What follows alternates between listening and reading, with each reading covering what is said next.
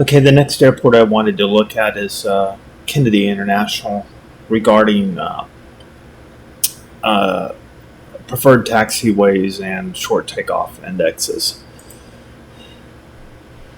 So here we have Kennedy, and you can also specify for departures preferred taxiways, which at an airport like Kennedy is very effective because you can see they have one ringing taxiway, Alpha, and an outer taxiway called Bravo. And I believe Alpha is used for taxi out and Bravo for taxi in. So it's very simple to specify preferred taxiways here, and they'll have a huge impact on proper taxi procedure, real world taxi procedure at the airport. Bear in mind that at many default airports, the taxiway letters aren't accurate. It's much better for the add-on airports. Time has been taken to ensure that the taxiways names correspond to real-world names. There's Say Intentions is working on a really nice utility to change taxiway names for, say, default airports. So that's going to help with this program as well. But for add-on airports, generally the taxiway names are in much better shape. So let's go ahead and modify for traffic flow at this airport. Say 22 right and 22 left are being used. Landings 22 left, departures 22 right.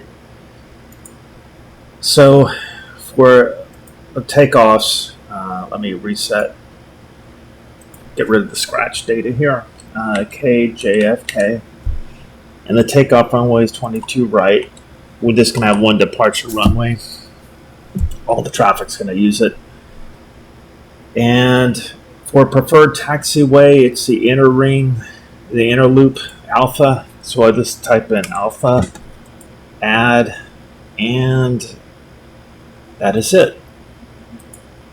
Okay. So all the traffic's going to taxi to 22 right. Now a twist I can put on here is I don't think that they actually do this at Kennedy like they do at, say, O'Hare, but you can see this is a very long runway, 12,000 feet. And at airports with these long runways, sometimes for convenience, they have the shorter aircraft, like, say, enter and take off from Yankee Alpha here, and they'll still have like 10,000 feet to take off. And the heavies will use the full length of the runway. So I could modify it to do that. So let me double click on the modified data. We use a short entry index, and I have one for each runway here. We're only using runway 1, so how the short entry index works is the full length entry index, which is at Echo here, is 0.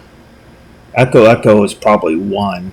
Fox Bravo is probably 2.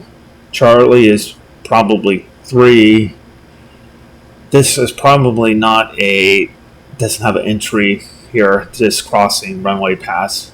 So Yankee Alpha, which is my target, would be 4, I think I said 4.